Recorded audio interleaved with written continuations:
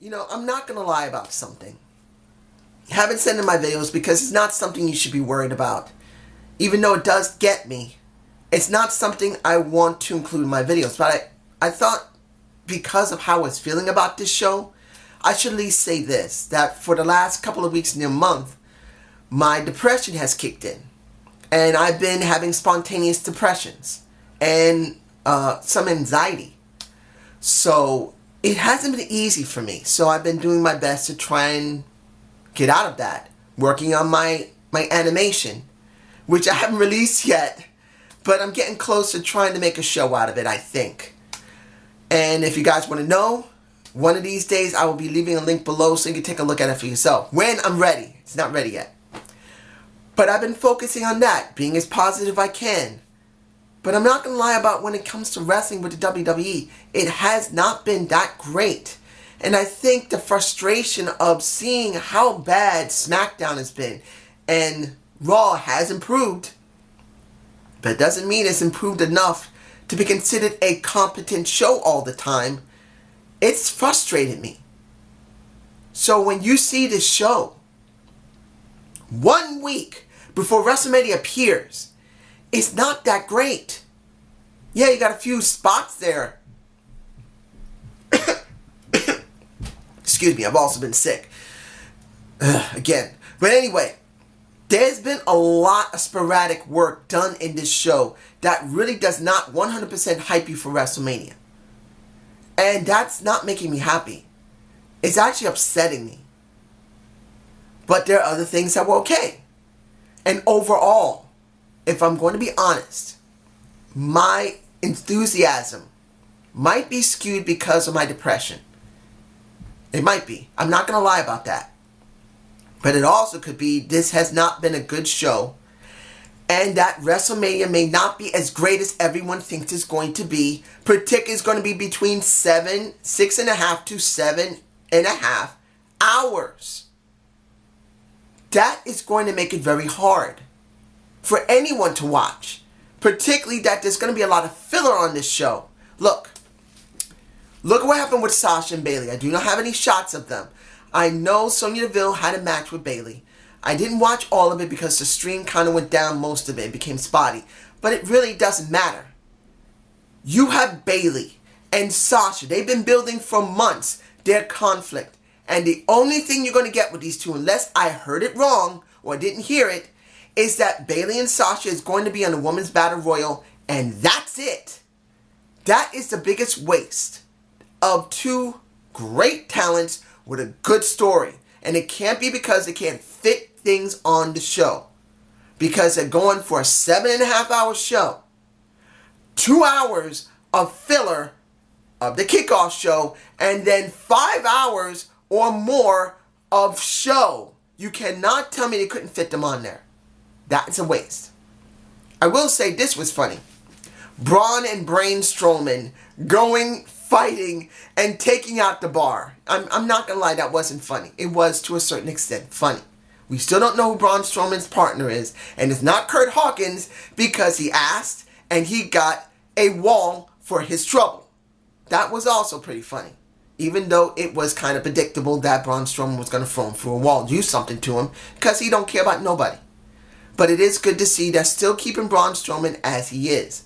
But it doesn't seem to be the best thing to make him a tag team competitor when he should have both titles as a singles competitor. He should win the tag titles as the monster. And here's another thing that revolves around a monster. I gotta say it. I don't care if anyone liked this, and I'm sure people will like it.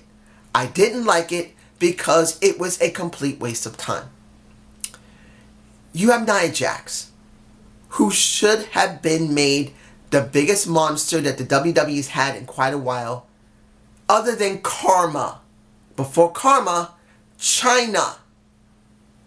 This has been the only woman that you've had in this company for a very long time with that size. And instead of building her as a monster, you have made her into a pathetic, upset, crybaby, big woman who now believes that she has the strength to do something to a little scrawny 5-foot woman who's anorexic. If I remember, either anorexic or bulimic. And I'm not chewing on Alexa Bliss. She said that she's either anorexic or bulimic. I can't remember which one. That's a very bad disease, and I'm glad that she's taking care of herself. But if you go on storyline-wise, you got a huge woman upset and belittled by a tiny woman? Are you serious? And then you have the match with Asuka, Dana Brooks, who looks so freaking hot. I'm sorry. If Dana was in front of me and said, will you be my boyfriend? I said, I'll be more your boyfriend. I'll marry you. Just give me a chance. I don't care if you go 300 days a year. I will still love you as long as you come back to me and be loyal. Because you're beautiful, you're sexy, I like you. But in the end, that match meant nothing. It really didn't help Asuka. She didn't need it. Asuka didn't need this going into WrestleMania, even for the Mixed Match Challenge that's coming this Tuesday. She didn't need to win. She could have just been absent. It wouldn't hurt her. This hurt. I'm saying looks. Look, Dana Brooke could have eaten the pin in a regular match against Mickie James. You did not need Asuka there. You didn't even need Mickie James, who has been back for over a year and a half now, nearing 2. Has not literally won anything. She hasn't won a title, and most of the time she's been getting her butt kicked. Unless she's been in a tag match with a good guy. She's now the new Alicia Fox. Going from one side to another, to one side to another. It's pathetic what they've done to Mickie James, who should be credible as one of the women of the Attitude Era. Well, what was left of the Attitude Era going into the PG era. This woman should have been treated better. And when you see this, her tapping out to Asuka, and then Alexa Bliss having to run away from Nia Jax, who didn't even need to come out there. They didn't need to do this. This just looked bad. It looked bad. And it's sad to see this. Here's another thing that's sad, but might be the only option left. You got Goldust talking about the Andre the Giant Memorial Battle Royal. Then you got Matt Hardy talking about Goldust and going into the Battle Royal and then having a match. I don't have the shots in the match, unfortunately I couldn't get it. But I did see the end of the match. Matt Hardy won. You can see him looking at the trophy. And to be honest, the only person that would be best to get the trophy that could try and make something out of it would be Matt Hardy. Which is stretching it. Matt Hardy getting the Battle Royal trophy is incredibly stretching it, and I know it. Because it usually means nothing. But Matt Hardy, if he's been allowed to run with it, could make something out of it. And I'm stretching this because honestly, Matt Hardy should be doing something amazing and he's doing nothing. So I'm hoping something will happen in this part of the year. I'm just hoping. Seth Rollins.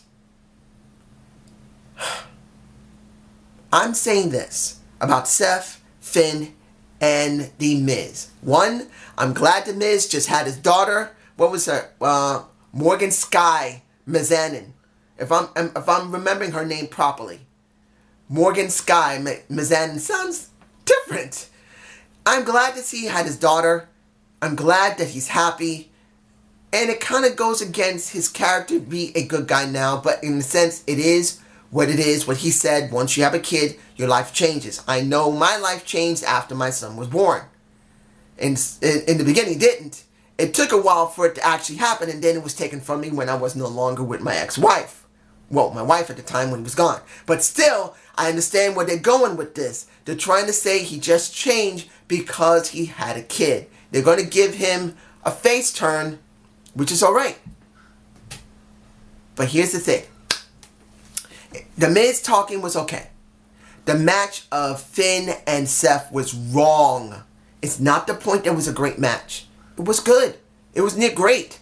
But it should never happen because you just shown everything these guys have to offer. And people cheering this is awesome does not make it right. You want to give suspense at your signature pay-per-view. How are you going to get suspense when you've already seen this match not just once, not just twice? We've seen these guys now in the last few months about 3 times. And I know a lot of people say, that's not too bad. It kind of is. Because you've pretty much seen almost everything they can offer. Of course, they can throw a couple of more things out when they're at WrestleMania. But why would you push it like that? Why would you do that? You didn't need to. It's not necessary. Sometimes less content is gold. Because it can help these guys. Final. And I'm skipping everything else. But you got the end of the show. Think about it, boy. I think it's the best way to say this show. Think about it. Because when it comes down to it, they are trying so hard to make Roman Reigns so important. And yes, the crowd there did cheer for him to a certain extent. Seeing the guys part like the Red Sea to let him go and attack the Brock Lesnar was not unexpected. Him saying, you full-timers are going to let that part-timer piece of garbage get away with that? They part? I'm not surprised. The Paul Heyman is Paul Heyman. He gave us his regular, ordinary, run-of-the-mill promo segment. Nothing changed. I don't feel any energy from him. He just did what he had to do. But here's the thing. You got Roman Reigns beating the crap out of Brock Lesnar, giving him about 4 or 5, I think it was about 4 or 5 Superman punches. And Brock Lesnar gave him one F5 and he's down like a bitch. Now that doesn't mean he's telegraphing it. But trying to build more sympathy for Roman Reigns after all this time shows that he's still not over. And the problem is, you know it as well as I do, it's not going to be Shinsuke Nakamura and AJ that's going to be the signature ending of the show. It's going to be Brock Lesnar, and it's going to be Roman Reigns, and it's going to be near probably 11 or 12 o'clock, and it's going to piss everyone off no matter what happens, because they built this show not so well. As far as I'm concerned, the show was competent. Am I interested for WrestleMania? Not really. So many of these matches give me nothing. A few of them is okay. I'm not excited. Maybe when I see the SmackDown, maybe they'll give me more content. And I know I could talk about John Cena, but because of SmackDown coming out, and like I said before, there's a very good chance The Undertaker will show up there, there's no point in saying it here. He's going to go over to SmackDown, he's going to talk again, and probably The Undertaker will show up there. So there's no reason to talk about him. But you guys tell me below how you think about this show. Have a good day. Have a good night. Peace.